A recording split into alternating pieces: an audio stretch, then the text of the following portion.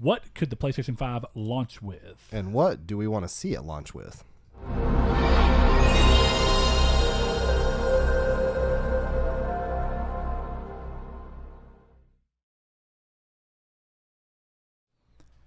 Hello and welcome to Triangle Squared, a PlayStation podcast. I'm your host, Brett Beck, and alongside me, Mr. Saul Bridges, bringing you guys Lucky Episode 77. Episode Lucky 77? I think I said it backwards.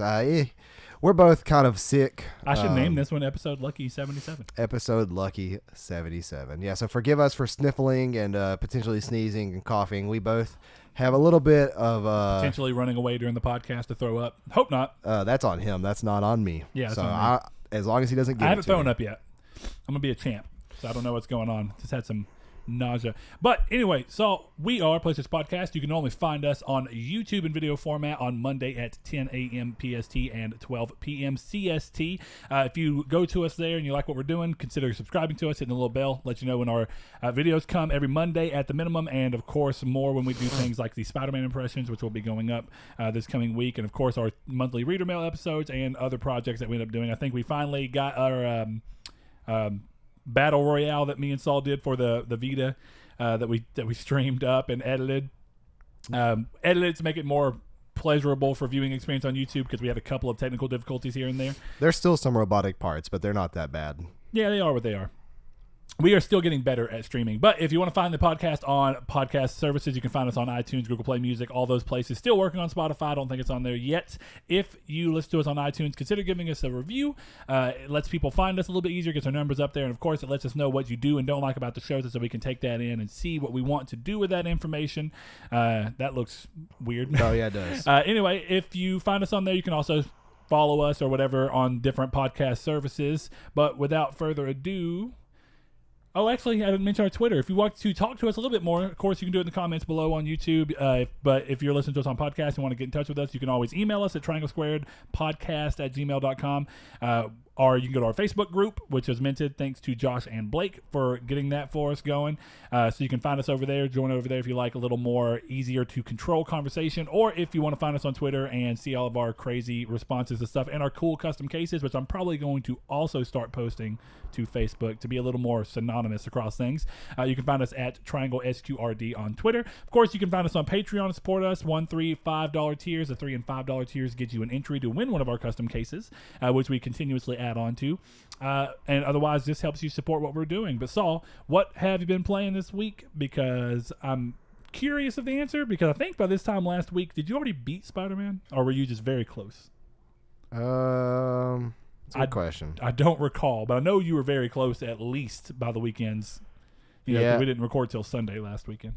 Yeah, so I think I did beat it either Sunday or Monday of last weekend, and played through a little bit more of that. I think I've told people in the Discord I think I was going to go for the platinum, but now I think I've changed my mind, just because I don't really want to wear myself out on it, and it's the kind of game that is easy to get, but it's a little too grindy. So it's also one of those things that's... It's very similar in the trophy realm. I don't know that you would know this, because I can't remember. Did you play Infamous Second Son? No. It's very similar to Second Son in the trophy realm when you're working towards the platinum. It's very grindy with stuff that's very repetitive and not even very fun. It's poor post-game stuff, because they have the missions lack any real oomph to them besides one quest line in particular. That's not counting the collectible quest line. That's a little different. But yeah, it definitely has a couple of problems that I haven't seen too many people talk about. That doesn't mean it's not a great game. We'll get further into that when we do our impressions, which we'll be doing once this wraps, I think. I think it should be coming up live right like at 5 p.m. Central after this, we'll do something. It'll probably go after the podcast, so we have time to make sure we get everything together. But if you played anything else? I definitely downloaded the Forza Horizon 4 demo for PC. That's been great fun. I jumped back into Destiny with Forsaken. I've been playing with a couple friends. That's also been really fun as well. Probably going to play some more of that on my off days this week. We will see if I jump back in. I don't want to pay for it is my biggest problem. I think. Did you have the season pass for 2? Nope. Okay, so Never did. That's why. So for those that don't, who may want to jump back in, you can pay $60 and you get the 2 DLCs, one of which is really bad, one of which is pretty decent, and then you get Forsaken, which I've heard people call it Destiny 3, and with the stuff they added into it, I'm not gonna say that that's true, but it is a really good change. It is the Taken King for Destiny 2. Well, like one of the things you mentioned earlier about Destiny 2 and why they consider Destiny 3, some of that's been added across even the previous updates, like the I can't remember what it was called, but what's the gear that's above Legendary or whatever? The Masterwork stuff. Yeah, stuff. that stuff's been slowly implementing its way in. So yeah, it's been working its way into the game. Yeah, so now it's the only one issue with that is that now in order to infuse Legendary gear, you have to infuse using Masterwork cores among another gun, obviously that you're infusing with, and the Masterwork cores are kind of hard to come by. So hold on, how does that work then? You take your epic or whatever. What was the original highest? So it's tier? just it's an exotic. It's exotic, the highest tier. thank you. Yeah, no, but for Masterwork is just basically an in between version of a Legendary and exotic gun. Masterwork, you can do. You can actually level the gun up using legendary shards and other things, and that's I'm actually not too clear on. But where your shaders and stuff are for the gun, it has Masterwork levels, and you can level those up using Glimmer and stuff. And how do you get the cores? The cores you have to get by it's a chance of dismantling legendary stuff, which we all have a ton of in our vaults. I haven't gotten to try to dismantle all my stuff yet. Or it is by there's a vendor now that sells them. You get like one at 10 legendary shards, then it increases double. So it's 20, 40, 60 until it gets ridiculously high. But then other than that, if you break down a Masterwork weapon, you're guaranteed one, I'm pretty sure. Okay. So it's one of those things where if you don't have a Masterworks weapon and you don't have a ton of legendary weapons, then it's going to take you a while to get them. But yeah, I've really been enjoying it so far. The story's been solid. I will say that the story is better than Destiny 2's mainline story, and Destiny 2's mainline story was really good for Destiny in terms of storytelling. But, yeah, you have to kind of compare it to what already. I mean, don't get me wrong. It's a good first-person shooter. You can obviously compare it outside of the series, but I will say, while the story wasn't still amazing, I think you were a little more impressed by the story in 2 base game than I was, but it was still a very big step above. I was very impressed for what it was coming from Destiny, because Bungie, known for Halo, I still say Halo had a really good story series, and Destiny 1, was not too great compared to what they had previously worked on. So Destiny 2 upped the ante and made it better in the sequel, and then now with Forsaken and all the stuff they've added to it in terms of locations and stuff like that, it's really, really solid. Sure. But what about you, Brett? What have you been playing? Well, one thing that you forgot to mention that we actually played together, RJ Loki, thank you, good sir, sent a code over that I was originally going to just give away because I had no interest in the game, and I still solidly have no interest in the game. I would never buy it at full price, but it may be something that if it got down low enough, I would do. Would you pick it up for $30 by itself? $20? 20, yeah. Yeah, but that's also because I can't see myself liking the rest of the multiplayer, but I'd have to play it before I know for sure. And this beta was only for the Black Ops. So this was Call of Duty 4, or Black Ops 4, the Blackout beta specifically. So as far as I know, you couldn't play anything but the new game mode, right? Right. It was just the Blackout beta. Yeah, don't get me wrong. Interesting. A little, what was interesting is that Saul was always, in his mind, he was clamoring for a very AAA version of the experience, but what's funny is you still see the same problems creep up to an extent. It's obviously done at a higher level than either PUBG or Fortnite because you are paying for it. Yeah, and it looks a lot better in terms of graphic fidelity. It does, but it still has the same problems of what you see in things like Fortnite, where the maps are so big that, of course, what they're trying to do to keep it going forever for 100 people is like the blades of grass look very Breath of the Wild quality. Yeah, that's not necessarily a hit against Breath of the Wild. It's just stating the fact of it doesn't look necessarily like a brand new just came out first person shooter game. No, but for what it's doing but that's it pretty only well. In this game mode too, from what I can see. Yes, that is true. Which makes sense. It's having to trade off 88 people, in to this make map. sure that potentially even going up to 100 eventually. But yeah, because the beta started at 80 and then rose to 88 after a few days. And the gunplay is what's good too. Yeah, it's way better than, and it is different than Fortnite. I mean, Fortnite, but PUBG obviously, because the gunplay is a lot more technical in PUBG. It still has technical stuff in Blackout, but yeah, it's fun for sure with friends. It's something I could not play a lot by myself. I would just play the normal multiplayer mode by myself. We had fun together. Yeah. Part of that came from not knowing how to play the game and just, the fun of me running Sean over. Yeah, and then running him over again to actually kill him after he was down by accident. Yep. That was pretty funny. So stuff like that's a little different, but I just can't see. I didn't like Black Ops 3's multiplayer. So it's just one of those things where I've never had the reverence for Call of Duty as a series anyway, in that same sense, to where I'd want to pay it. I would pay $60 for what I would consider to be a great story, which is exactly what I did with Infinite Warfare, and I didn't feel let down by it. But that was a controversial system or game in the thing anyway. But past that, that's what we played together. I played a little bit of Tales of Berseria, and it's interesting because it still feels so much like Tales of Xillia to me.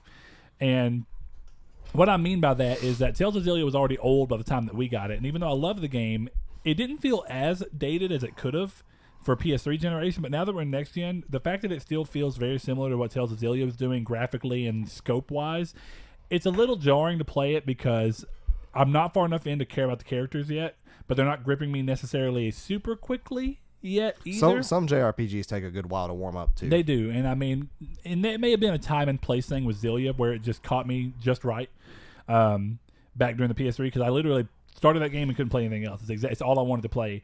I don't know if some of it was that it was just so, at the time, it was just what I wanted, was like a long, weird JRPG.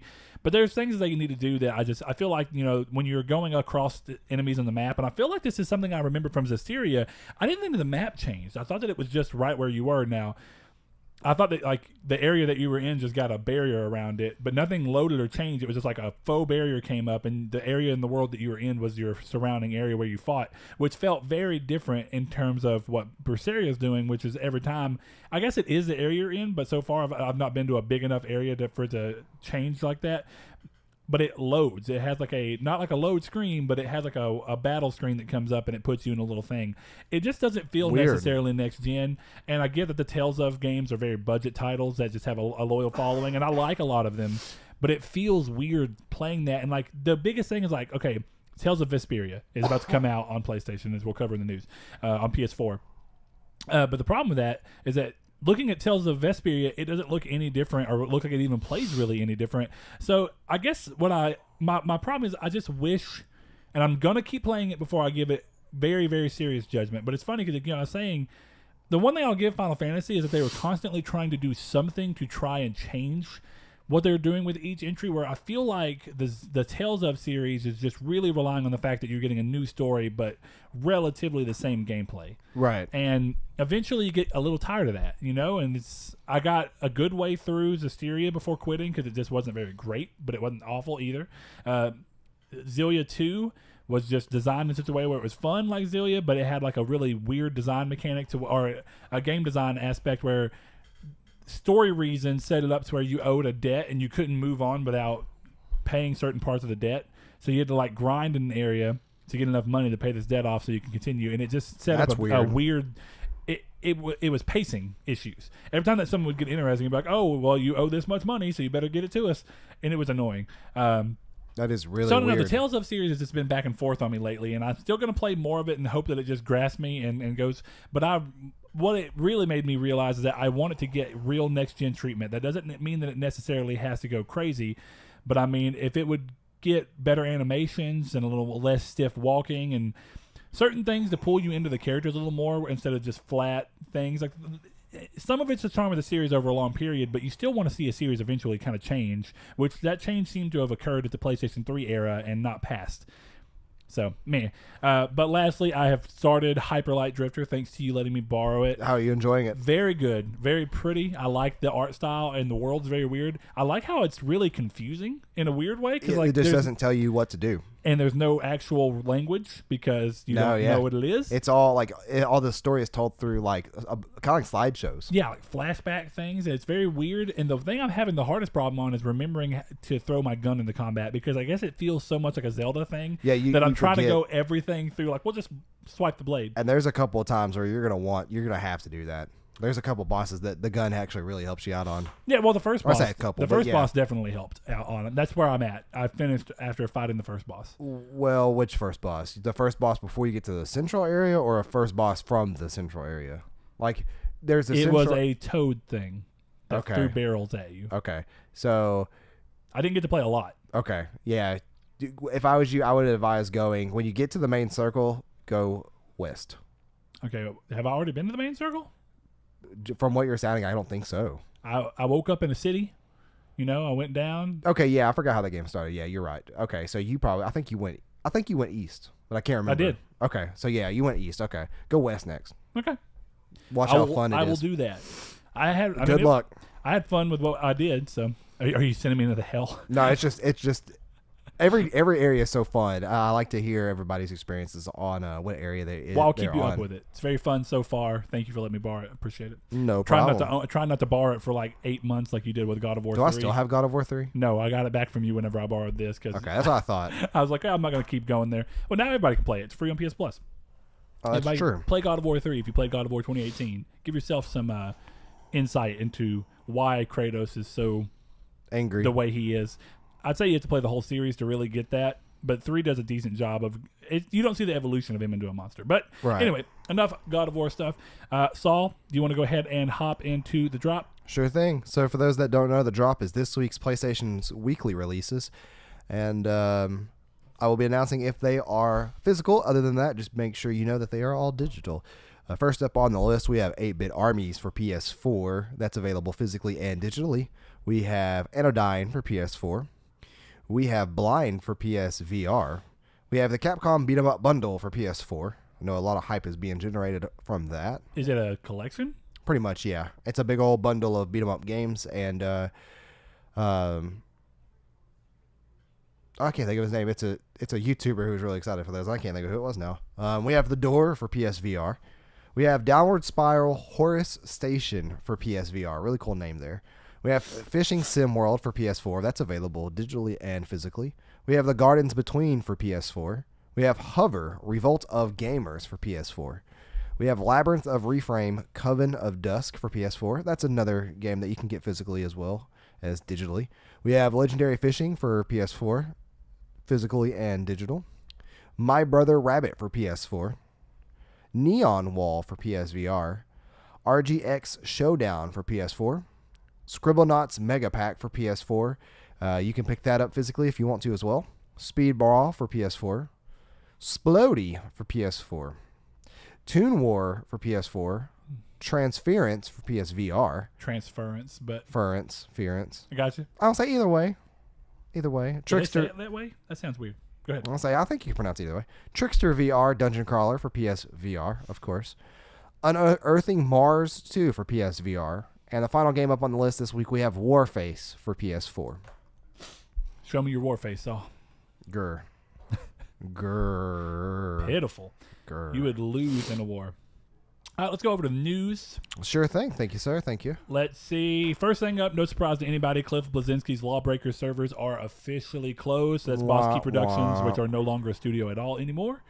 So not surprising. Did you see that article that came up a few, maybe even months back now, where the CEO of the company, I can't remember the company's name, that was the publisher, was like, it was the biggest money sink of 2017 or whatever. I totally believe that. Or 2018. That game released this year and flop all the way down there? I can't even remember. I think it was last year. I think it was late last year.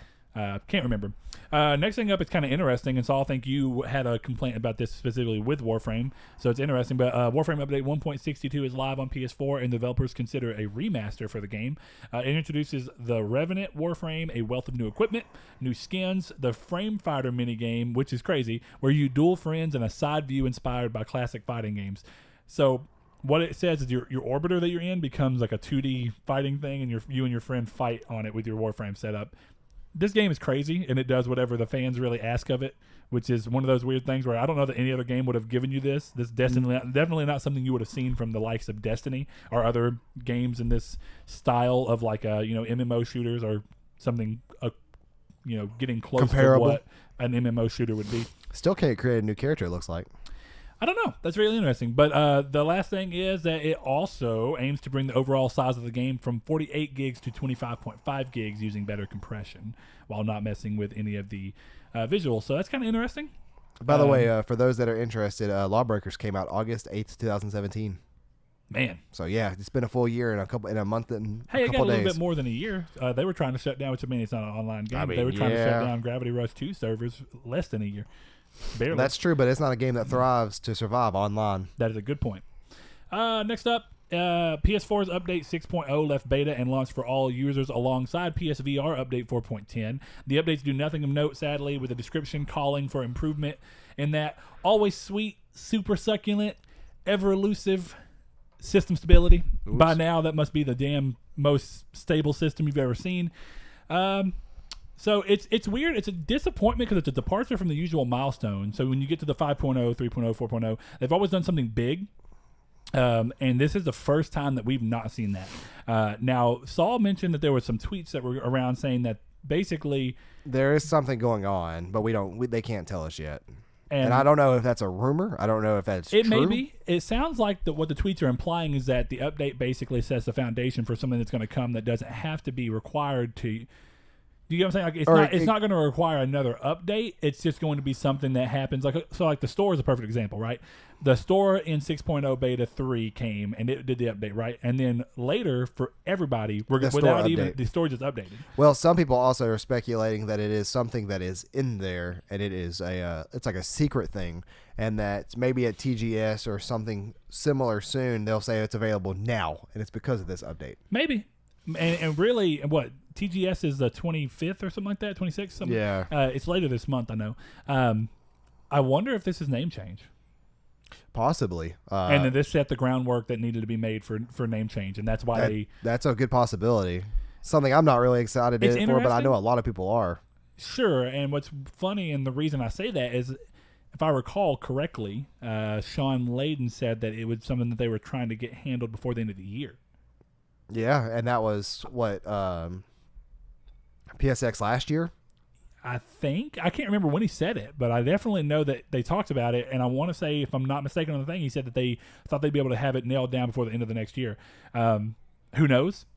It would just, even then, I guess in my mind, I don't understand, unless it's coding on the back, and that might be why there's no feature set. If it's coding on the back set of the system that tells the system how to look for what online name it's going to display, which I figure some of that, there was rumors years ago about how what they were going to have to do because of the way the PSN was set up is that the way around it was basically going to be that you get to enter a nickname or whatever, which becomes your new ID, and then all the online games basically are coded in such a way where they don't look for your PlayStation Network name. Instead, they're coded to look for your nickname. Yeah. That way they get around it because they can't change it on the PlayStation as a central, but basically if they link a nickname that you can change for, whenever you want or at a cost, however, and it ties back to this unchangeable PSN ID, then they don't have to go through and worry about moving around or trying to find a way to reattach your user ID to like sales and stuff like that. So like the licenses that you own.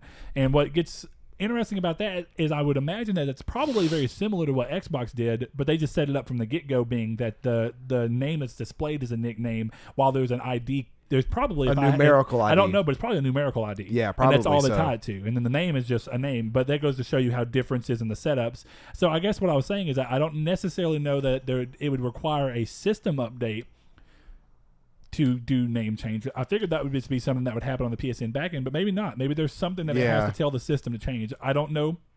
For sure, it's pure speculation. But when you think about what it is, you have to kind of just go, well, what could it be that we don't know about yet, right? Me and Saul, being completely dumb, when we first got here, we were talking about it. We tried. Yeah. We were like, well, it's nothing. He goes, well, nothing yet. So what do? I was like, what if it's PS3 backwards compatibility and they just didn't say a word, waiting to see if people even cared? What if, don't get me wrong, they would never do it from a business perspective, but wouldn't that be funny if like all the people hounding about backwards compatibility all the time, and then they just sneak it in through an update, and they just wait to see how long it takes anybody to even try it, and they go, apparently you didn't care enough, because yeah, they would be. It wouldn't be like they that. They would no longer be a company after that. Not necessarily, but it would be one of those things where they would never do it anyway, because they'd be like, well, why would I even think to put a PlayStation 3 disc in my game? To be fair, I've never put a PlayStation 3 disc in my PS4 until today, whenever we were like, well, what if 6.0 just stealthily did it? It interestingly reads it as a PS3 disc as well. Yep. So, which is not that surprising. I guess it would know that it picks up the codecs that's used and they're like, okay, well, no, we can't do anything with that. Yeah. But we know what it is. Who knows? I'm more surprised that it didn't just say it can't read this Blu-ray. Yeah, I figured that's what it would say. I'm not, or even break up the Blu-ray media. Yeah, I'm surprised that they would go that specific, but oh well. Next thing up, Assassin's Creed 3 and Liberation, so that was a side game for 3 that was originally a Vita title, will be receiving the remaster treatment and coming to PS4 as standalone titles, but also are included in the Season Pass, similar to what we saw them do with Far Cry 3 Classic Edition. But it appears this game will actually include some graphical upgrades, as they are calling it Assassin's Creed 3 Remastered. They are not calling Liberation Remastered. That's probably because Liberation already came to PS4. You know, it's very interesting that it did. Maybe I'm reading this wrong, because 2014 was Liberation. The Vita would have already been out. I mean, the Vita obviously was out, but the PS4 would have already been out. I don't think Liberation's on PS4, is it? I thought it was. You know what? I might have read this wrong. It may be available now. Oh, it's down there. PS4, PS Vita on YouTube.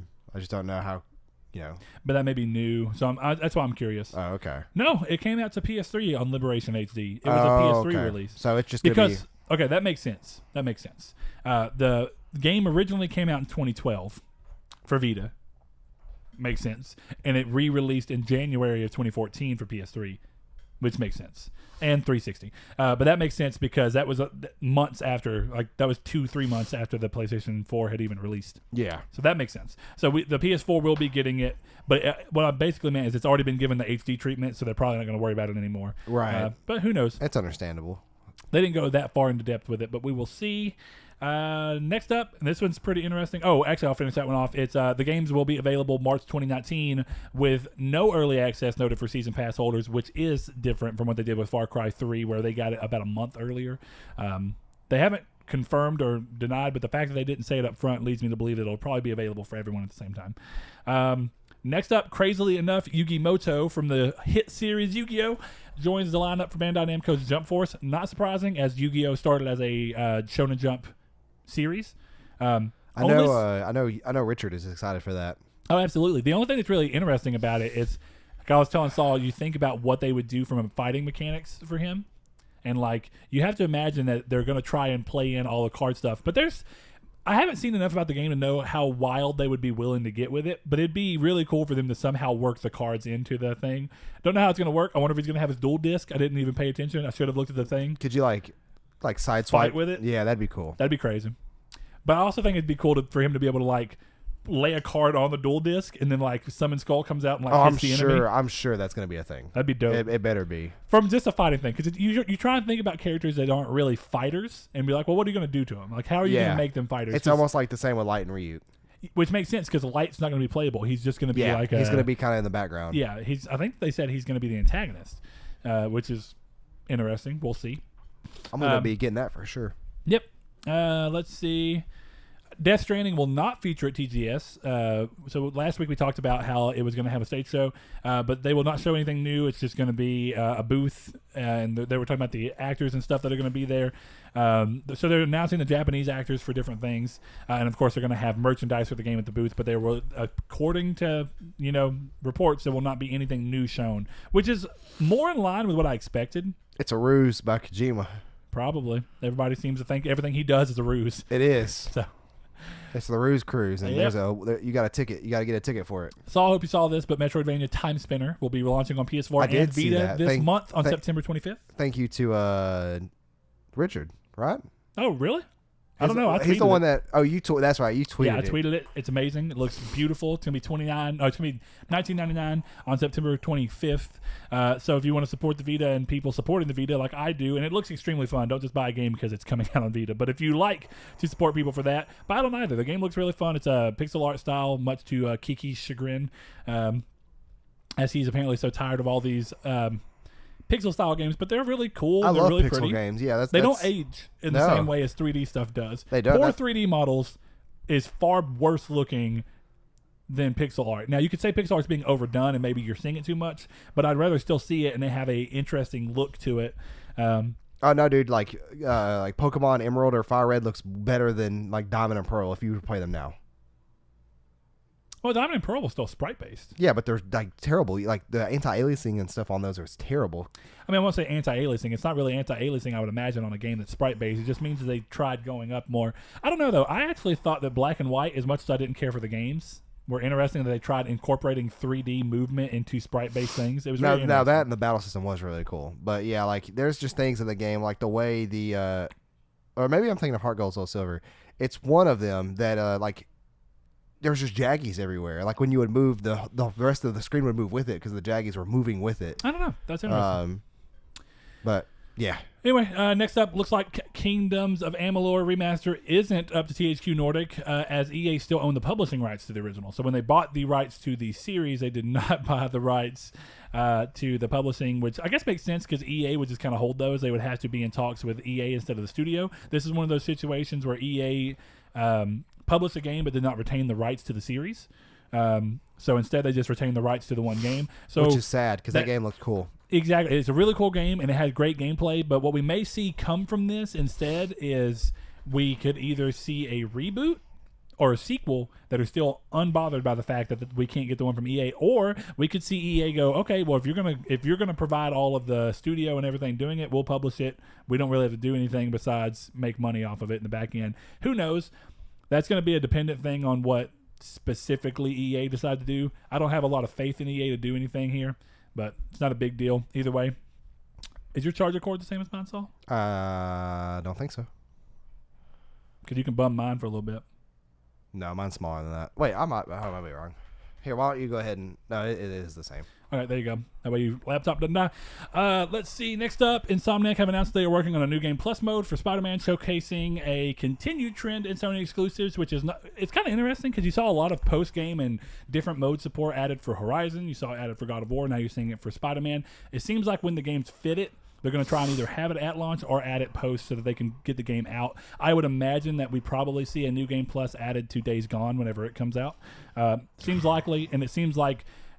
back when in like 2014, I guess, whenever Second Son released, Second Son was the first studio to put a photo mode in. And then what you've seen Sony do from there is that pretty much every exclusive has had some form of photo mode, besides Detroit, which was planned to have it. Hellblade didn't have one, but they didn't. But it wasn't an exclusive traditionally. So. Oh, yeah, that's right. It was on PC. So, or it was on Xbox, too, wasn't well, what it? I mean exclusive, it wasn't first party. It wasn't a first party effort. So first party studios, thank you, that's really something to clarify. But first party studios have made it a point for pretty much to add that in as a, you know that if you're getting a first party exclusive from Sony, it's going to have a photo mode. Detroit only didn't because they weren't able to push it in and still keep the fidelity they wanted, according to David Cage. Who knows? We have to go off of his word. So still pretty much, I see this being something going forward. Also, you saw that the photo mode it was in the... Well, you didn't have the day one update for Spider-Man, but it was like 45 gigs. So who knows what else was in there, but wow, that's a lot of space for photo mode. Yeah. And unless there was also more to it. That's what I'm saying. Who knows what's all in there. 45 gigs for an update sounds like it's recompiling the whole game. I'm telling you, dude. It took me till like 11:30 that night to play it. I think it was me and somebody else in Discord were like, it took us an hour and a half to play the game. I forgot who else it was. Thankfully, it wasn't that bad for me. Let's see. Assassin's Creed Odyssey size has already been revealed ahead of its October 5th release, which is really crazy to me because I feel like it should be... You normally get the game size is about a week or so ahead of launch. But it will be coming in at 45 gigs, so if you care, make some room for it. Also... Sony and a couple other people had pre-TGS announcements to happen this week. So with that, Square Enix have announced a swath of remasters and re-releases coming to PS4 and other consoles, with a few titles being the first time on PlayStation. So the ones that are first time on PlayStation will be Final Fantasy Crystal Chronicles, which was originally a GameCube exclusive that I loved. It'll be coming to the system, and of course, The Last Remnant, which was originally an Xbox 360 exclusive, though it was supposed to come to PS3 and just never happened.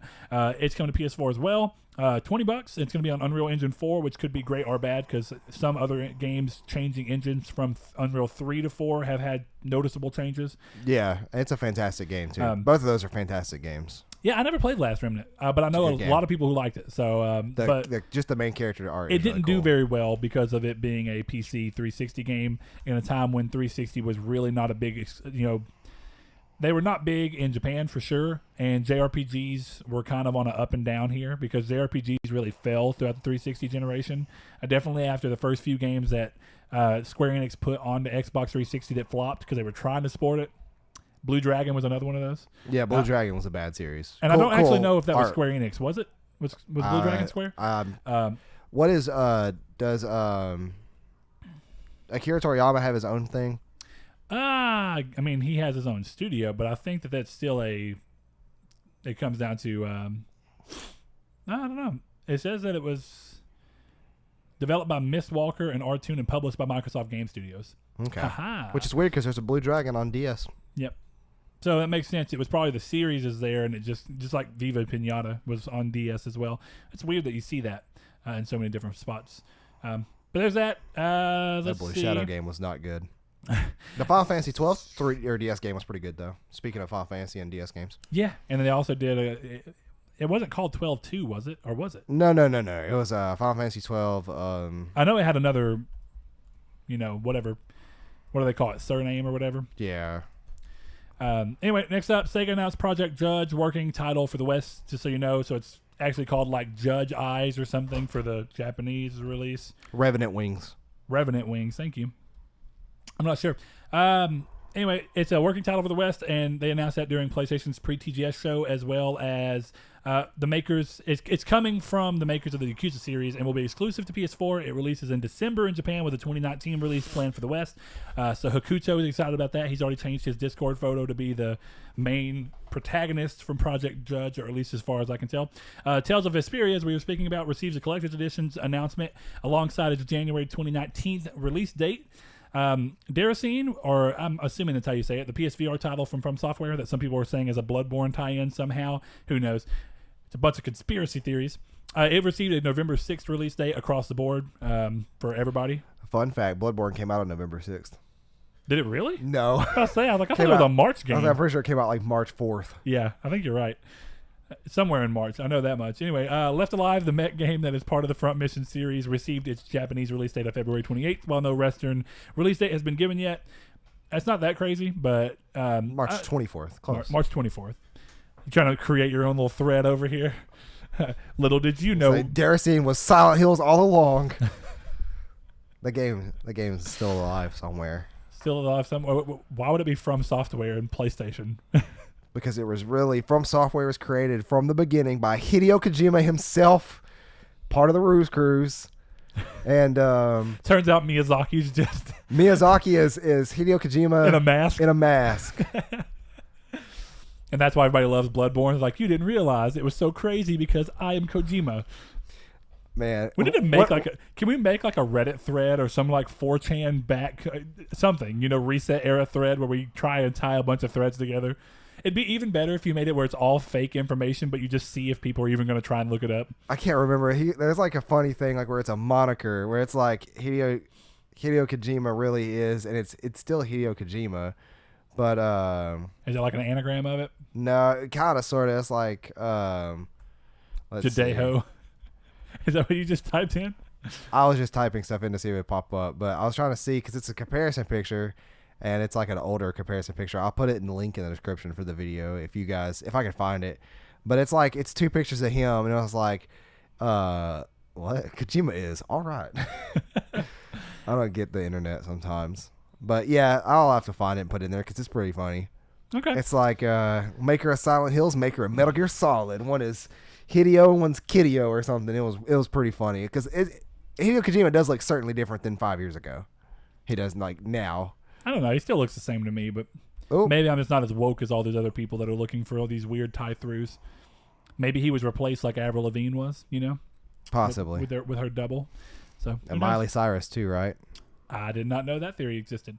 Getting back on track, Saul, I think it is time to hop over into Reader Mail. Sure thing. So for those that don't know, Reader Mail is our weekly segment of the show in which we shoot out Reader Mail questions on Twitter every Wednesday and Friday for you guys to answer. Or Reader Mail post. We don't give you questions. You give us questions. Yeah, you're right. Reader Mail post. So Wednesday and Friday, you guys keep a lookout. Ask us questions. We answer 3 a show. And then 1 from Facebook. And then what we don't answer, we answer all those hidden questions on our our monthly Reader Mail episode that comes out the first Friday of every month.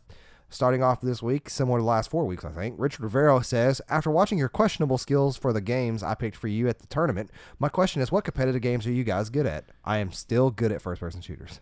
I don't care that I lost to Brett. Brett knows I'm good. Brett knows I'm a solid first-person shooter player. So here's what you need to really know. Saul is very good at first-person shooter games. Unnaturally. He can play a game that he's never played for the first time, pick it up, be very good. He's just got... he's got like the mindset of what are the things you look for as a through line in all first-person shooter games that are going to probably help you in all of them? Because they're going to be, even if it's a slightly different form, he kind of picks up on them.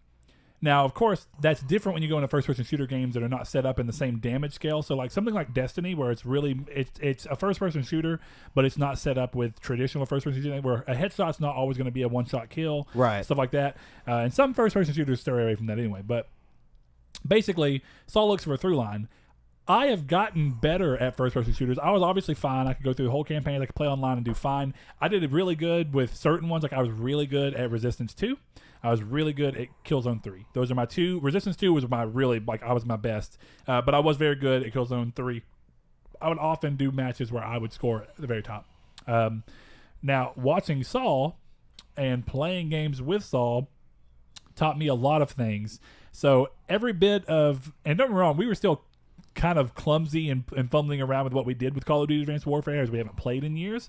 But with that being said, anything you saw on there, a lot of that came from me learning from watching Saul. So Saul trained his own defeat. Yeah. It's kind of like, what is it? The Jedi. It's like the apprentice always kills the master. Yeah. So it's interesting. I would say that I'm not huge into competitive gaming. It's one of those things where I'd say I'm good at first-person shooters, but you've got to give me one that I, for some reason, just really latch onto. Advanced Warfare. And timing is different. I was good at Advanced Warfare. Yeah. Saul was better than me when we were playing it, but we were good. You and Blaze were all equal pretty skill, good. yeah. But I would say, like, Resistance 2, which was very different in a lot of senses to what first-person shooters usually do. I was very good at in competitive scene. I was very good at Killzone 3. So I am good at first-person shooters. I just don't love every single one of them. I would say I was really good at Rocket League whenever I played for a little bit. I'm just not as competitive a gamer as other people, and typically when people think about competitive gaming, it tends to go towards the first-person shooter realm, if not the realm of more computer-based, which is like turn-based strategy and MOBA. Or RTS, yeah. Yeah, or RTS, that's a good one. So, I mean, I don't know. I don't play enough competitive to feel like I have a huge thing in there. But Saul can back me up that I'm okay in first-person shooters. Yeah, Brett can definitely hold his own in first-person shooters. He's not the kind of guy on your team you want off of your team. He's more help than a majority of other people that randomly join. So, Saul, what would you say? Obviously, first-person shooters. Would you say you're good at anything else? Because I think you do play a little more strategy stuff than I do, typically. But I don't know if either of us play strategy games that are multiplayer. I mean, in a competitive set.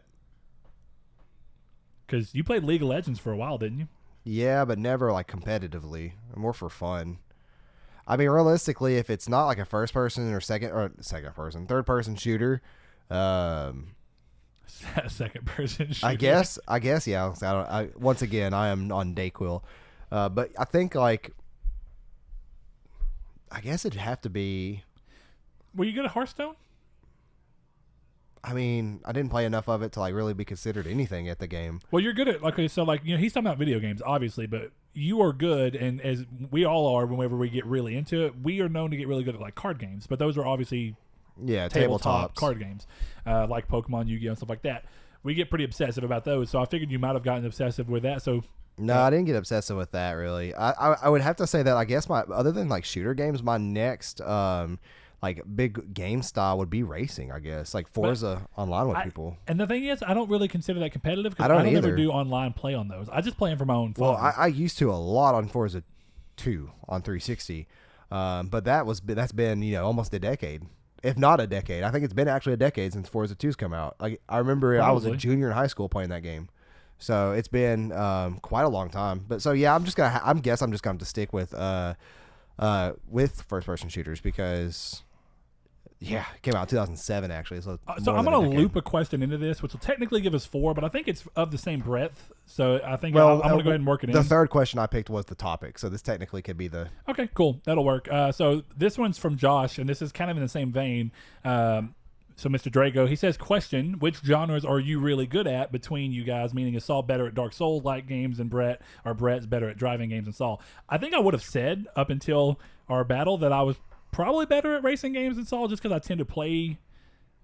I guess in my mind I felt like I played more of them. I don't really know if that's completely true. I feel like I've played as much probably between the two of us. Because I mean, it's first of all, racing is not near as predominant as a game genre I as kind it of wish used it to be. was. Yeah. There's not near as many series. Like Burnout has pretty much been gone away besides the most recent remaster of Paradise. Need for Speed's about all that's left, and I'm glad they stopped being yearly and they went to every other year because I feel like it's been making better games. Other than like Horizon. Yeah. Horizon, if you play Horizon, you can definitely see a complete contender for a good street racing and game. I intend to. Yeah. I have the demo. I just haven't played it yet. I intended to, and I've been sick all day. But I do have the demo downloaded. I want to play it, and of course I'm going to pick it up because I pay for Games Pass anyway. By the way, pick it up. I like racing games. Blake, I beat your Ghost multiple times. Ha! It was really cool though to see be racing his Ghost. I was like, Captain Chronic, there he goes. And I'm like, wait a second. I'm like, that's Blake. And then I was like, I did something kind of dickish. Like I went up to him and I rammed him, and then I was like, wait a second, I can rewind. I'm like, that's not him. That's a ghost car. So I was like, okay, whatever, rewind. I didn't do that. Okay, it's pretty fun. Weird. Anyway, but, if I was to consider myself good at any genre of game, it's such a broad statement to say action adventure, because that's realistic with the Soul series are action adventure RPGs. And I'd say that you're better than them at me because you get more obsessive with them. Oh yeah. So you get better by nature of playing them over and over again, where the microsecond of when you need to do this, the microsecond of where this is most useful, is at, where every enemy's at. I can get there.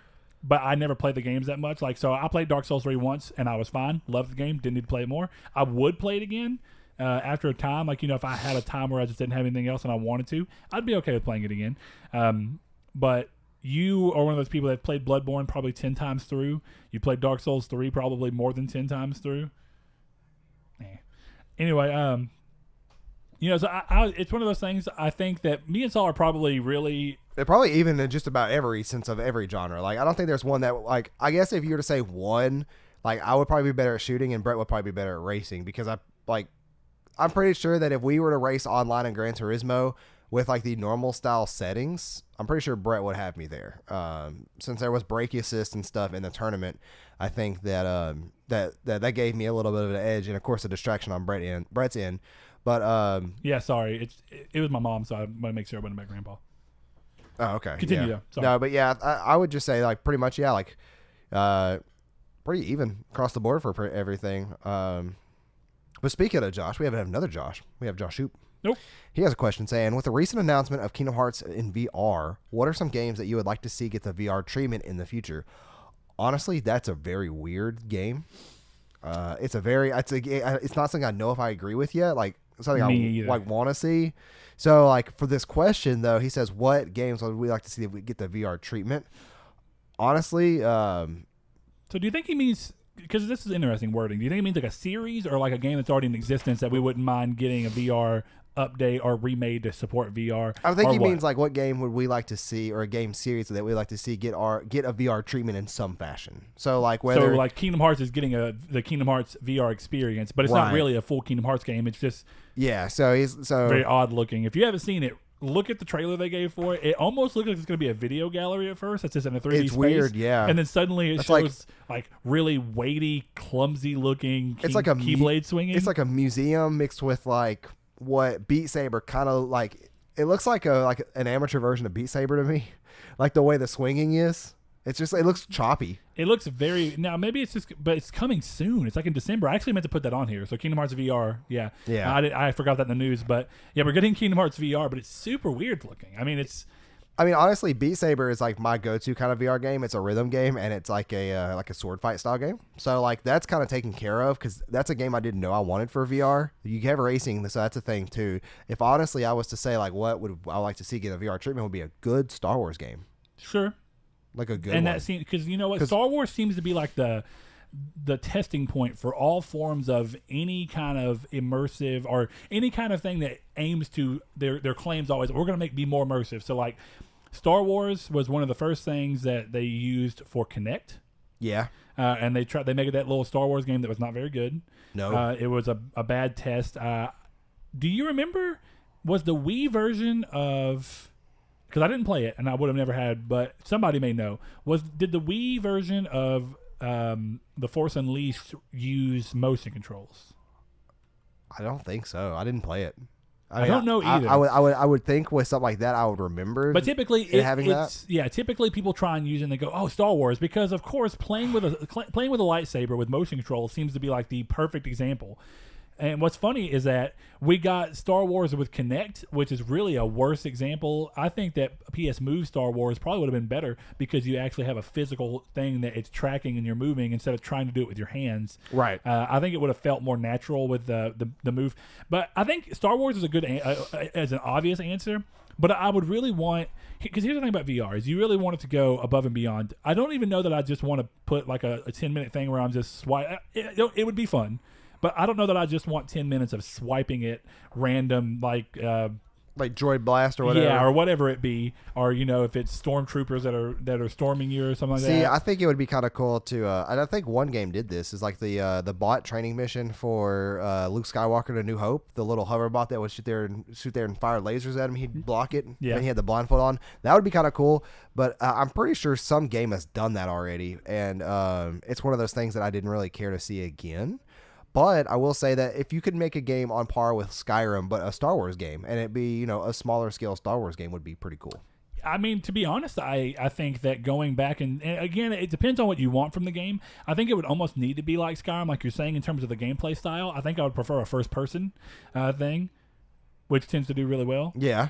And I think that's that's what I meant by saying Skyrim is like the level of scope and detail that is in Skyrim with the first person perspective. Sure. And I also think it makes sense from a combat perspective. Because right. I was going to say the Force Unleashed, right? Again. But the thing about the Force Unleashed is it's fun too because much effort. It's active. It's like an action game. Yeah. You don't want to go that crazy. You just kind of want to be able to run around with like a lightsaber and slice through stuff. It's like Spider-Man. I don't want a VR Spider-Man game in third person. That'd be weird. Like, it's much more satisfying to just do it with a controller, such as with a oh man, what game were we just talking about? What, Skyrim or no? We're talking about Force Unleashed. It's much more satisfying. Like, I'd much rather do that with a controller than to swing my arms wildly. But like when you're immersed in a first-person style game that has VR like that, a Star Wars game would be the go thing. It would be the go-to game to do, in my opinion. Sure. But I guess that was your answer too. I guess. One of them would obviously be Skyrim, but the thing about Skyrim is that it's a mixture. So I wouldn't want it. Skyrim's gotten the VR treatment already, right? And it was fun, and I enjoyed it, and I may go back and play more of it one of these days. I just like having it as an option to play Skyrim in a different way than I've already played it a million other times. Right. But it's held back by the technology a little bit. So I guess I would like to see a Elder Scrolls game that's given the VR from the ground up treatment, but to be very similar, but to be even better, worked into the ideas of how you're going to work the mechanics around VR. But I think the other side of that would be that I would need that to come when we get the very likely PSVR 2 or whatever you want to call it. Yeah, something that can handle it better. It would need to move away from the limitation of the Move system and the Move controllers. So the LED light tracking is not a huge issue, but we need either another camera and we need something that's got an analog stick so that moving feels more natural than just trying to... They tried and they succeeded as best as they could on trying to make Skyrim feel right with movement. And I'm glad that they did it. I did not want to play Skyrim where every time I move, I'm just teleporting. That does not sound fun to me. Absolutely not. But that was originally the goal until they finally were able to work it out to where you can move by holding the button on the right or the right move stick, I think is what it was, and just going forward. If you want to go to the side, you kind of aim. Best case scenario, it makes fighting and moving at the same time a little harder, but it's not impossible. So give me that idea with a better VR setup, and I think that makes a very fun VR game because it's something that's immersive. You could go in and out of relatively easily if you needed to, but it's something that you could go into and be like, I also have like 100-hour meaty game here. And it doesn't need to be 100 hours, but if you give me a smaller scope but with the same idea from the ground up gameplay and you gave me 20 hours of content, that'd be cool, because seeing a deep RPG in that system is obviously something that I think every gamer that likes RPGs would want, or at least in the idea of like, well, in a perfect world, if it was done perfectly and really right, I would love a deep RPG. And Skyrim VR is like a really, really good first swing at taking the idea, how can VR assist those types of games, and it's very fun. So seeing it go a step further would be definitely where I want to go, because the other answer would be horror games, and we've already gotten that. We already got that in Resident Evil, so that was my go-to thing there. But because racing, the most obvious and easy to pull off ones have already been done. Right. Like flight simulation, racing, horror are my first person shooters. And those are the three that I think most people would go, well, that's going to be the thing that you feel the most interested in. So I cannot even go with like the mech simulation because that's been done too. Zone of the Enders, yeah. With and also, then of course the arena game. Yeah, there's a ton of games. I can't remember the name of that. Riggs, that's what it was. We've seen it. Try already, not to sneeze. to Oh some my extent. gosh. But yeah, that was a good question, and I do agree that Skyrim was a pretty good first foray into the VR in that sense. But our last question and our topic for the show is from our good friend El Chabib. He says, "Greetings and salutations. Another question is from my Q Bank. With the next gen consoles coming close to release, what games do you think would be at launch? What games do you want to be at launch?" So this is a community question. Thank you, El Chabib, for the question. And we are going to implore that everybody answer this question, whether it is on our Discord, whether it is on our Twitter, whether it is on the comments below. And we want everybody to get involved with this because I think this is a really fun and interesting idea of a topic to kind of discuss. Yeah, and it's a two-part question. It is. So it's what we want and what we think will be there. Yeah, so because the obvious answer of what you'd want, I think, or the obvious answers of what you want are going to be a bunch of games that would most likely probably not be launch games because of trying to maximize user base with the game so that you get the rate of sale that you're wanting to go to. Yeah. First of all, LGB, thanks, man. I haven't heard from you in a little while. Hope you're doing well. I know that Discord's not for everybody, and that's normally where we heard from you a little bit. Hope all's well. I am glad you. I know you're still sending us questions. So always on top of the question game. They're good ones. I so, really liked your last one too. That's going to be a fun one in Reader Mail. Oh yeah, absolutely. I mean, we honestly could have done that for the main topic too. That would have been a good question. Sure, but whatever. We are where we are. So what do you think is going to launch? We'll both go with thanks, and then we'll both go what we want. Okay. So think. And some of these are probably going to overlap with wants. I think that Killzone is the perfect series to launch a series with. It's known for graphical fidelity. Do you think we'll see one though? Yes, but not necessarily. Not from Guerrilla. Not necessarily, but potentially because they've grown. Here's the thing. Do you remember they got a new studio and they grew in size? So if they're doing that, they could keep a studio size that's similar to what they had for Horizon to be able to make a game like Horizon, while they also let another studio, and it's exactly what they did with Shadowfall, actually. Shadowfall came about when they were already working on Horizon. But what they did is they used Shadowfall as a test for the engine that they wanted to do for PS4. And a test for going more open, considering they'd always done linear games prior to that, and that was taking a shooter game and going more open with it. So I think that that's definitely one of the things that I would like to see, but also what I think is very possible. It's a great series to bring up for something like that. You satiate the fans of Killzone while also getting a series out there, because I would say that the PS5 would be likely to do the same as PS4 did and sell at least 1 million units on the first day. Gaming's bigger than ever. We saw that across not only the Xbox, which we saw that with Xbox after Xbox had to do a bunch of backstepping. So for us to have seen 1 million sales on the Xbox after a PR disaster shows that there was obviously a big want for gaming. So the other side of that is that the PS4 sold 1 million in 24 hours as well. So if you get at least 1 million people, and when they're hungry for launch games, it makes sense to do a first-person shooter. Most people are going to like it. They're going to use it as a technical show-off case for what they're doing. And then, of course, they'll be able to make at least, probably by the end of the life cycle of that game, 1.5 million sales, which would be in line with what we've seen elsewhere and make it worth doing. And it would be a great starting point to launch off instead of doing something where, and I'm going to somewhat go into the side of things I don't think are going to happen. It makes more sense to do a series like that than something like Horizon from the same studio, because Horizon 2 at launch, Horizon sold massive numbers. Oh, yeah. So you would want to wait until at least probably 6 months to a year, if not a little bit more, into the life cycle of the system to give us something like that. Another think, but also want, that's potential, and again I don't know, but we've already seen that basically there's a very high chance that Uncharted's being passed off to another studio. Yeah. Now that doesn't mean I think Uncharted's going to come at launch. Again, Uncharted's too big of a series. It sells so well that you could come at launch with it if you really just wanted to have a powerhouse and really push like they did with Vita. But that was also, they gave it to Bend, not Naughty Dog, but it was still a big pusher for it. So they could. I don't think that that's what they would do. I think they'd wait a little while, maybe do it a year in, if not a little bit, less or more. But I think Infamous could come back with a new developer. Yeah, that's a good point. Infamous is a world that is, the way they set it up is a world ripe with ability.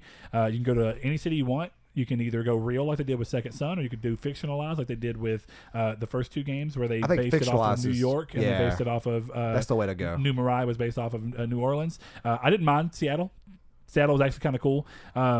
And we'll get into, again, more of that when we do our other bit with the impressions for Spider-Man.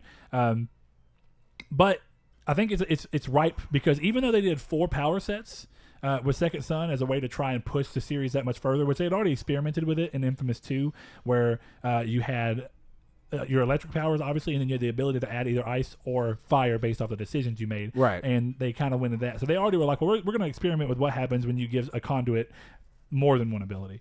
And then they took it to the higher factor in Second Son. So I think that you have the ability with any power you want to come up with, you could do that. It'd make a fun game. It'd, again, make a cool showcase for an open world game. I think it would be a good starting point for that. You could do that within this. So we're talking launch window.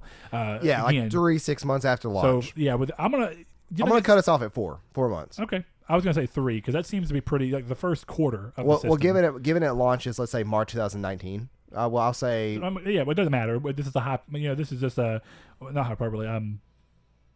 Why can't I think of the word?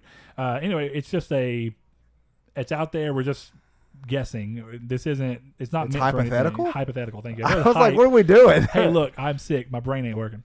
Look, my brain's not even working too. That's a fancy word. Thank you for telling me the word. But anyway, yeah, so it's a hypothetical situation. It doesn't matter the date you give, but let's just say 3 months. So within the first 3 months, I could see there potentially being an Infamous game.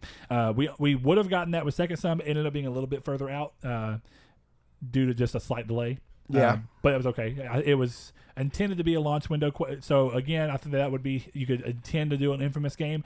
The only thing I guess I would say about both of those is that it would seem like you were copying the PS4 a little too much, but their entries, like we've not got another Infamous this generation, and we've not got another Killzone this generation. So what you would be doing is satiating fans of both those series, utilizing IP that would otherwise remain dormant, and it would still get sales that were good. Yeah. Be worth it, while you let the studios that did all these things kind of move themselves on and either get a new studio to do Guerrilla or do Killzone, or let Guerrilla's second team use it as a small team going to the side to show what improvements they might want to do with the Horizon 2. Nobody knows really. Anything could really go down for that situation. Other things though, I think that NAC was a great idea for a launch title in terms of going with a family friendly. That way you can get the younger people who want to get because gaming is obviously, it's a lot of people get into gaming as kids. So having a game that is good for kids means that more kids may want to get their parents to make them buy the console. So from a business perspective, having something like that would be great. Since Insomniac did Spider-Man most recently, I think that they might be able to work with Insomniac to make another Ratchet and Clank as a launch title. That was actually one of mine, yeah. But Ratchet and Clank also sold very well. So it's it's one of those things. It's hard to say exactly where it would come from. It could be that, but I think they might also try and save it. So a launch window, they may wait until 3 months in when there's potentially maybe 3 million consoles sold. Potentially, I'm not knowing for sure. We're just throwing numbers out there, but potentially 3 million consoles sold. I think that would be a good one. I think that again, a want and a potential. It's we're not going into wants yet, silly. But it's a thought and a potential one. It's hard to go. See, they go into both because a lot of mine are weird series that we don't see a lot of. So you think about launch windows, and like I said, they want to maximize getting a game that's going to show stuff off, but where they don't get unrealistic sales expectations. So the only thing is I don't know if the series is going to go anywhere, but I think if they were to do a Sly Cooper reboot or sequel, I think that it would be potential. Like, I really do think it's possible. Again, what's the most obvious way to use IP that otherwise sits there and gets unused? Do it at launch when people are... Because, the argument for not using the IP is, well, it's not necessarily worth us doing later in the generation, and we could be making games that are going to sell 2 million plus copies. Definitely what we've seen with PS4 this generation. Most of those exclusives have been very high selling. Yeah. With a few outliers being The Order and Knack, which both sold over 1 million copies. Actually, both still sold impressive over 1.5 numbers. million copies. Just not the standard. The reason Sly Cooper may not happen is that from every bit of numbers that we can tell, the last Sly Cooper game sold about 250,000 copies, which is not very good. Yeah, no, not too great. I think Knack 3 will be there. I don't know, man. I think Knack Knack might be done because of the fact that Knack 2 is a great game. Video game Donkey's going to keep that alive. As long as he keeps joking about it. The biggest problem with Knack is that they had that fiasco where everybody was able to get it for free. Yeah, so the revenue, so trying to justify how you're going to pull in the revenue from it gets really hard. I guess so. But I mean, I actually enjoyed Knack 1. I really liked Knack 2. It's very fun. Is it your game of the year? No, absolutely not. So we got. I think we're gonna see Knack 3. I think we're gonna see Ratchet and Clank 2, or a new Ratchet and Clank game, whether it's 2 or not. I do think that we're gonna get some form of a new gen first person shooter, whether that is from it's a new Killzone game that's not at the helms of Guerrilla, or maybe even a new Killzone game by Guerrilla. Who knows? With that expansion in the past couple months, it's possible. Maybe, but also, again, IP that you rest on, and you think it's always good to launch a console with a first-person shooter because it's a very big genre. It is, right? Do we repurpose Resistance now? I mean, that's going to be my wants, but I don't. Do think we come back to Resistance because it's an IP that a lot of people love? It's not what I think we'll see.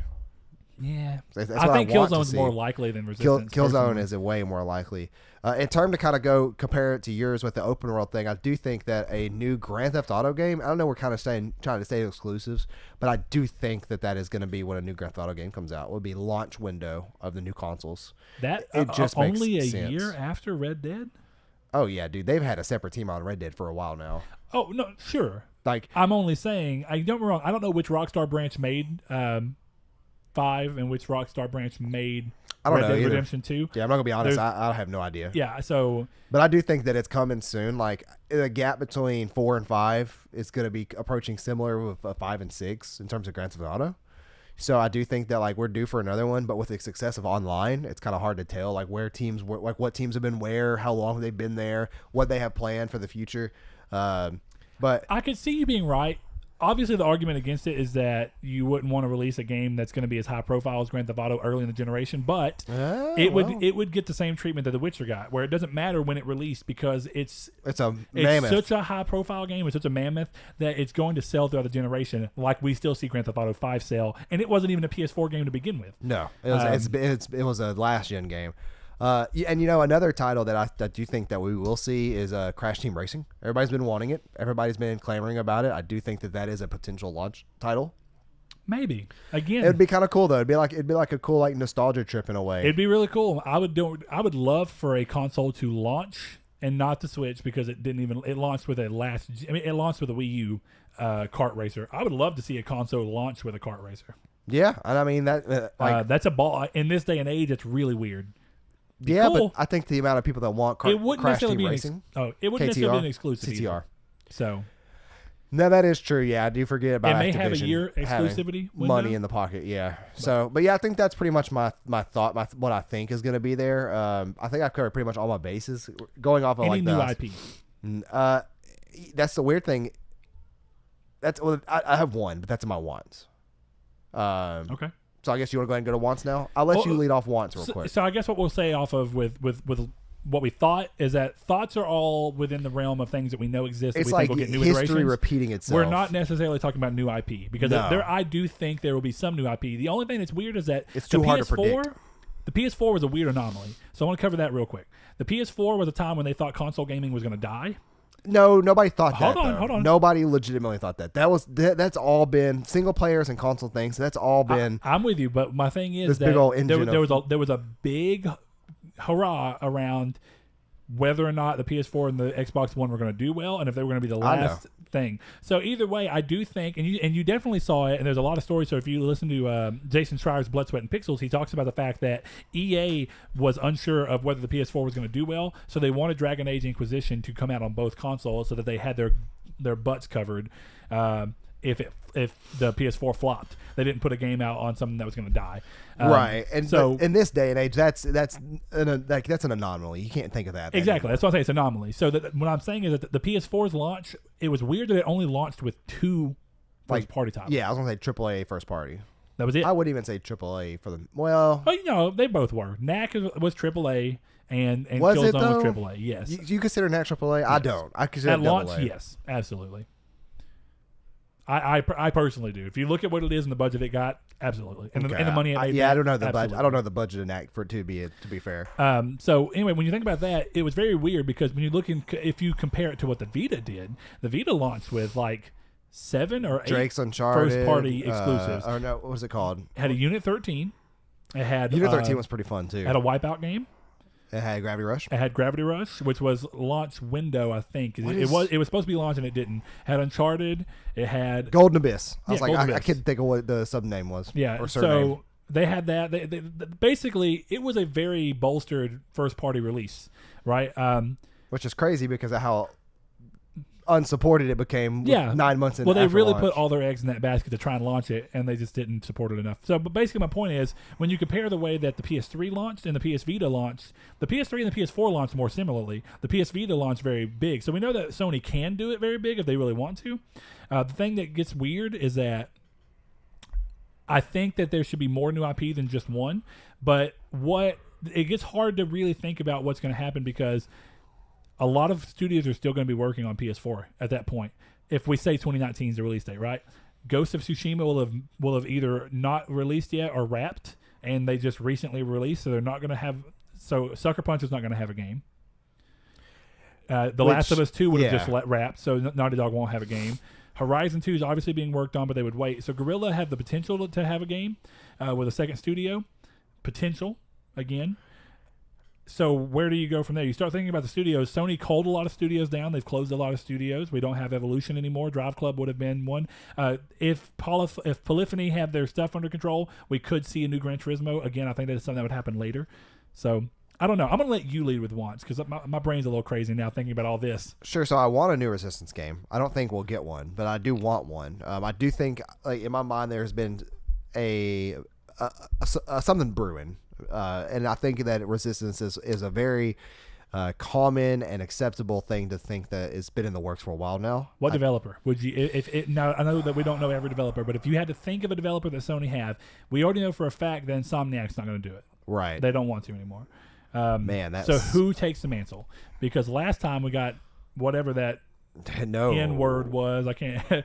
Well, that's a very odd way to describe that word. It's not Niantic, because I think Niantic is the company behind Pokemon Go. It is. But it's nihilistic is what it was. Nihilistic. Okay. Because Niantic did Ingress and Pokemon Go. They were the ones that did Resistance Burning Skies. Yeah, that's a terrible game. It's not a terrible game. No, it's not a good game. No, it's a bad game. It's a game that when you play it at launch, you're like, okay. Like, I played it and that's all it was launch fodder, which is not what I want this Resistance in my mind to be. Yeah. I think it'd be cool, though, to be, I don't know who, I just don't know. Like, can I go off the wall real quick and say Square Enix? Like. Now, when you say once or what? Because. No, I was going to say who would make Resistance. Oh, yeah. Oh, God. That'd be weird. What about Bethesda? Well, Bethesda's not going to do it. I know, but I'm just saying, like, what if? Like, compare, like, Doom. If they could? Yeah. Doom. If ID Soft could? Yeah. id Soft, yeah. Maybe. It'd be cool. As crazy it is. I don't know who I want, to be honest. 4A games or whatever it is, the people behind Metro, I actually think they could pull off a really good Resistance game. I do, but I don't. Resistance 3 and Metro Last Light are very similar in terms of the scope behind what they were trying to do, except for that Resistance 3 was like a moving, because you're moving throughout the nation. But the idea behind what you're doing is very similar. Metro 3? What? You said Metro 3, didn't you? I said Last Light and Resistance 3. Oh, okay. I thought you said Metro 3. I'm like, wait, no, they're similar what games. Is that? Yeah. Is technically that Exodus. Technically, I was going to say, is that technically Stalker, though? Not really. Completely different series. But, like, I really don't know in terms of developer for Resistance. I do know that I think that there's been someone has been brewing something. I don't have an answer either, just so you know. Yeah. I don't know who I want. Like, I'm going to stay with id. It's off a good answer, even though it wouldn't happen. But if it could happen in any world, I think it's a good answer. Who made Prey? I know it's Bethesda, but who else? The original developer? No, the new one. Oh, Arcane, right? Yeah. Arcane would be kind of cool too. It's weird with them in a first-person shooter, but Insomniac at that point hadn't done a first-person shooter, and Resistance was really cool. I say Prey is a first-person shooter. It's more of do you consider BioShock a first-person shooter? Yeah, I mean it is. I guess I really just consider it a first-person. Well, you hear first-person shooter, you think action multiplayer versus It's hard to say, yeah. But anyway, so yeah, Resistance for sure. Is something that I want. A new Infamous game, like you said, something I want. I still need to play through all of Last Light and play through that, because Delsum, you know what, I did play like the first 3 hours of that game was pretty fun. Delsum's a kind of fun character. Oh, Second Son. You said Last Light. Where did I get that from? Metro. I know that, but I'm just saying, why did that come out? Like I said, folks. Well, there's Infamous Dayquil. First Light, which was the one. No, with, that's the DLC. Fletch. So. Yeah, Neon Girl. You can borrow Second Son. I have it. Yeah, I might do that when there's a lull in games right now. Because Wasn't it free at some point? It was free, but that was one of those months that I just never was. I was too lazy to download it, which is my fault. Yeah. But yeah, so Resistance, Infamous. I think Crash Team Racing would be fun to see. Be cool to see. I do think that within launch window we will get a potential port of a couple games here and there that if it is not backwards compatible, like Last of Us, maybe Death Stranding. What else could it be? Maybe Red Dead as well. Remasters, continuing the remaster studio. Yeah, I'm trying to think. How long was it that Grand Theft Auto 5 came out? That it was on PS5. Like what, a year and a half? PS4. I mean PS4. Yeah, I think like a year. About a year. About a year. But so yeah, like other than that, like I really, really want to see something new from Miyazaki. I just don't know what it would be. I want a Bloodborne 2. I don't think we'll get a Bloodborne 2. So, but are you going to put your want in the bag of some other From Software / Japan studio? I'm going to say want is going to be Bloodborne 2 at launch, but I'm going to say realistic, just something from Miyazaki that is in that realm of gameplay. Sure, something in the same realm, and again, so From Software and Japan Studio partnering up to make some news. So maybe even like a Demon Souls 2, like that would be really cool. How wild would that be? Demon Souls 2, you pre-order it, you get Demon Souls 1. The thing is that I know Sony published Demon Souls 1. I don't know who owns the rights to Demon Souls. It has to be Japan Studio, right? Well, no, it may just be From Software. It may be something that Sony agreed to publish but didn't agree to maintain the rights. Maybe. Let's see real quick. We'll check this out. Why don't you go ahead? Own the rights to some, but if what they could do is partner with them to still make a Demon Souls 2. It's possible. Now that is possible. It's From Software. Unlikely. It's unlikely in my opinion for sure. What the? Sony does own the IP. Wait, what? That's crazy. They do? Apparently they own the IP. I didn't see where you saw that. I knew that they at least own the rights to publishing the first game, but similar to what happened with the Kingdoms of Amalur, it can happen where somebody agrees to publish it's a split thing, but they don't agree to own the rights to it. So I guess that's all I want. Like I guess like right now we're in such a weird state in gaming that there's so much coming out that I don't know what I'm gonna enjoy compared to what's coming out, and I don't know. Like so many studios have closed from Sony. It's hard to say because like what I would have said by this answer if Days Gone had never been announced is that Sony Bend was brewing on something for a launch title. Yeah, but not now. And I don't think that we'll see a sequel from Days Gone. I mean, not at launch, obviously, because Days Gone doesn't launch till next year anyway. And you need at least 2 years to work on a sequel, in my mind. So yeah, I guess that's true. Realizing that Days, and this is where the whole again, this is all assuming that the PS5 comes out in 2019, right? But there's been a lot of reports on it, and that they wanted it to be 2019, but manufacturer shortages is going to be what potentially pushes it into 2020. So we will see about that. But okay, so what are your wants? I think that's pretty much covered all of mine. So obviously, a lot of my wants were covered in the thoughts section. I would love some form of using the Sly Cooper IP. It's a great IP. I think the gameplay still holds up, and creating it higher in scale is easy to do. Let me rewind just a little bit and just say Jak and Daxter, and then pass it on back to you. Okay. Jak and Daxter would be cool. I think Jak and Daxter is another one that they could obviously use, but you have to find the right developer. Of course, because Naughty Dog won't do it anymore. Yeah. Unless again you give Naughty Dog a second studio to do something. Though I think that Naughty Dog's so god tier, and I'm not saying that for my own thing. People consider Naughty Dog a god tier developer. They're one of these top tier people. With what they're developing now, sure, but going back to Jak and Daxter, no, yeah, definitely not during the Jak and Daxter. They were a notable developer. No, I'm saying taking even who the people they have now and going back to a Jak and Daxter style game, I think is going to have faults. Oh yeah, sure. I don't think it's going to be like it's not going to be able to compare to Last of Us and or Uncharted compared to what it was. The and mindset's what it could different. Be. Yes. It's a completely different style of gaming. In a serious level, in a story level, in a gameplay level, completely different. I don't think it'll be as good as the past releases. So my one of my answers would for developer behind Ratchet and Clank would be Sanzaru Games, which is the same people that did the Sly Cooper thing. Yeah. Obviously, if Sly Cooper goes forward, I think the only developer that has shown that they understand it is Sanzaru. Yeah. And I really hope that they get that chance. And they left the ability to go to a 5 in 4, and it was such a long gap between 3 and 4 that it is potential that we would see it happen again with the gap between 4 and 5. But also, I could see them just rebooting and repurposing the franchise from the ground up. I don't know. I like the idea of doing these soft reboots or whatever you want to. Some people get mad at that for God of War, but I mean, no, that's the kind of like that's a refreshing way to change up. It's a great way to word it. Yeah, it's a soft reboot because you are rebooting everything besides the lore. You're rebooting the way that the gameplay is. You're no longer iterating on the same idea. You're going, okay, we're going to keep the lore in the world, but we're going to move it somewhere different, and we're going to change everything about what you've always thought about the game. So the way that you upgrade your health is going to be different. The way that you find things is going to be different. The way that you play the standard combat is going to be different. The camera is going to be different.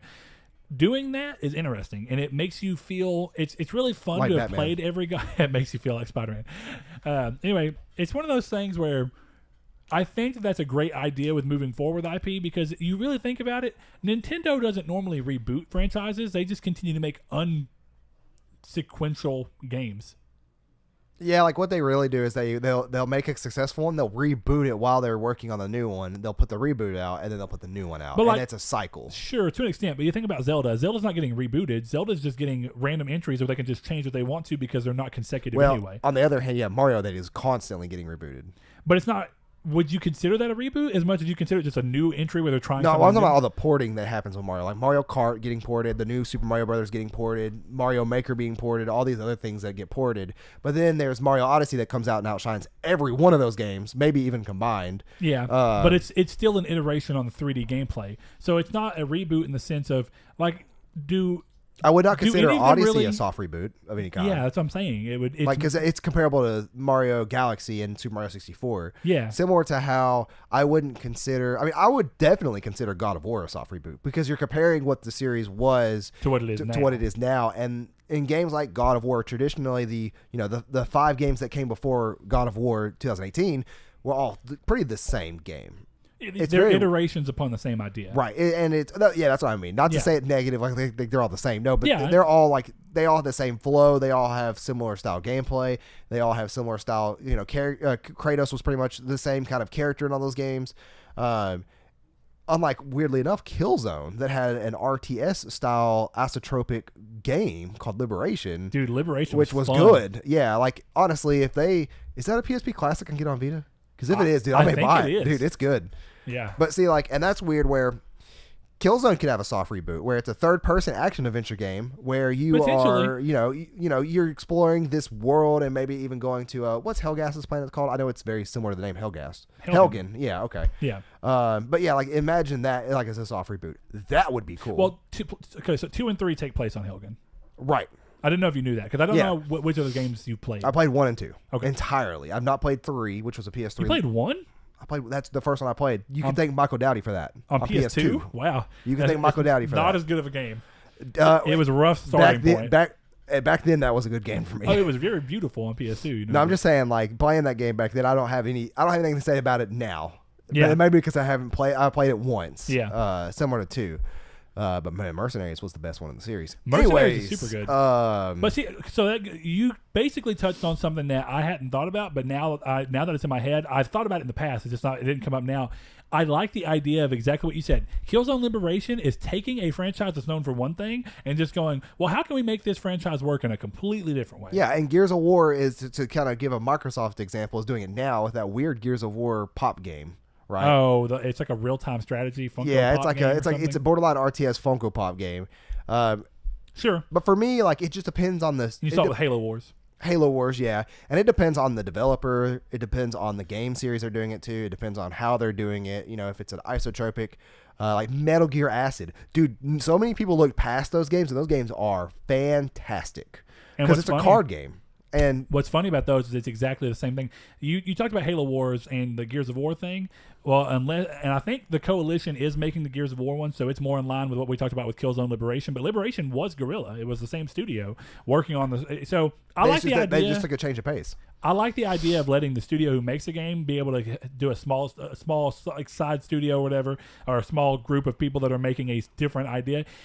I guess what I'm saying is like repurposing a franchise in a different way. So like another perfect example of that I don't know that you would have known is MotorStorm RC, which it came out on Vita. Yeah. And it was taking the MotorStorm thing and it made a little RC cars and like it changed it to a top-down camera. It was really different and weird, but I like the idea I like the idea of taking a franchise that's known for one thing and keeping it within the same basic idea. Like Liberation was still a shooter game, but it was top-down, third-person, and it was almost like it was real time, but it was almost like strategy-based in a weird way. It was, yeah, and I can't even think like use that. That's what I mean. Take these ideas, XCOM, and but not turn-based, because XCOM is still turn-based. Like you freely move, but then you do actions. Yeah, I forgot about that. That's weird. But it was very similar to XCOM otherwise. So I like the idea because I guess really what I'd say is Nintendo is the king of that, right? Well, we have a Zelda game, all right? We're going to take the idea of Zelda and we're going to put it in a whole different context. And they've done that a lot. They've done Mario, where they're like, okay, we're going to take Mario, we're going to put them a whole different thing. We made Mario RPG. Technically, Square made Mario RPG, but it was like, take Mario characters that just put them in a different situation. And dude, the Mario RPG games are really good. So that's one of those things where, and it's crazy to think that idea, but it makes sense, and it makes your IP a little more like unique, broadly utilized and unique.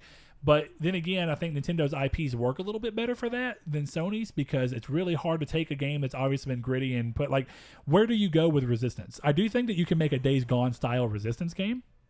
Oh, dude, you can make an RTS style Resistance game. Sure.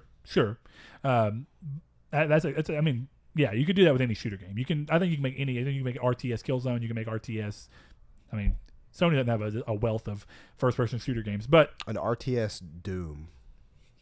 I'm surprised that doesn't exist. I am too. Now that I said that out loud, like that'd be a cool RTS game. But anyway, when you think about it, utilizing IP in more interesting and unique ways is a way to bring them around, but expectations have to be different, and I think that's a way to do that, right? Even if it's like making like you say, let's just say that Resistance makes an RTS, and that they use that as a way to bring the Resistance back and just go different with it and see how much hype it gets just from being Resistance. That way they see if it's worthy of making a normal entry in the game, right? Because like Killzone Liberation obviously didn't keep them from making Killzone 2 and 3. Liberation came between 1 and 2. Yeah. No, well, is it between? I thought it was between 2 and 3. Nope, 1 and 2.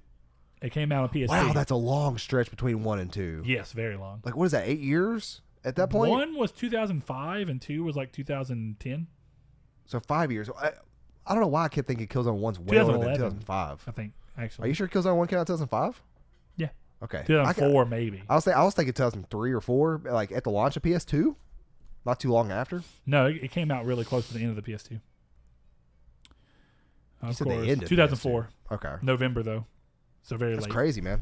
But why don't you guys let us know? Like I said, you can reach out to us on Discord, on Twitter, and the YouTube comments. What do you want to be a launch game, and what do you think will be a launch game? And now this little subtopic we kind of went on a tangent about, like, what do you think of soft reboots in a sense, and like what game series do you think did it well, and what game series do you think it did it bad? And what games do you want? Yeah. So like, what weird genre spin do you want to be put on some PlayStation franchise? Because I think that there's ones that definitely can exist, but I think what's more cool is when you think people who understand games and making games, and they just go, what if we do this and we just slap this on it, and how is that going to affect it? What can that really do? I think there's a lot of cool stuff that Sony could do with a lot of their existing franchises, definitely the more kid-friendly ones, doing something with Sly, Ratchet, what was the other?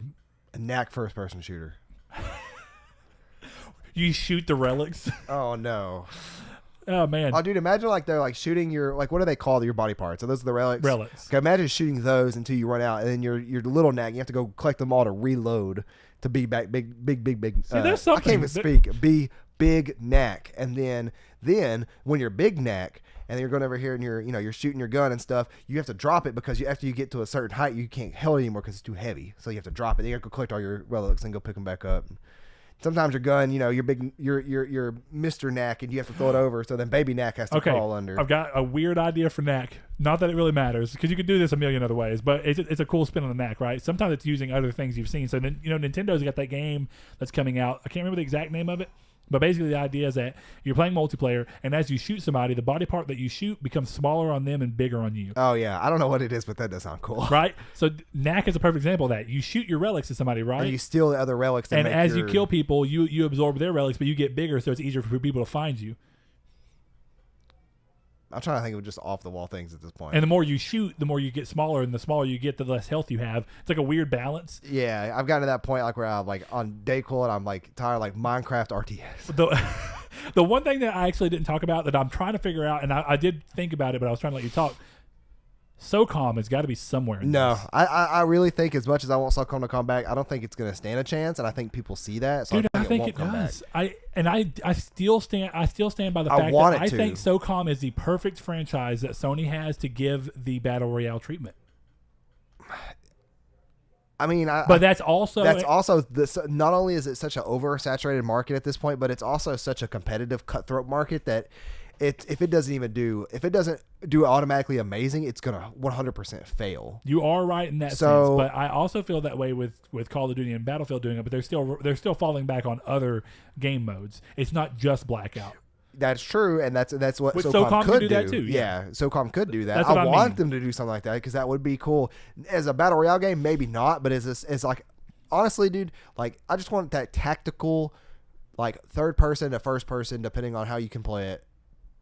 First person shooter or third person shooter that is multiplayer, and like it sounds like we got that with the VR game, and I can't think of what that's called off the top of my head. The new one that came out.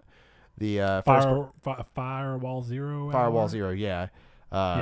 Because that's something that's honestly why I like battle royale games so much is that when it comes down to a multiplayer level, it is you like saying, okay, I got all this stuff. What do you have? Okay, you have all this stuff. Let's go this way. You go that way. It's more about cooperating that you get that cool feeling of like cooperation, and the adrenaline rushing like when you're like, oh, somebody's coming up here and you all got to work together in a quick moment.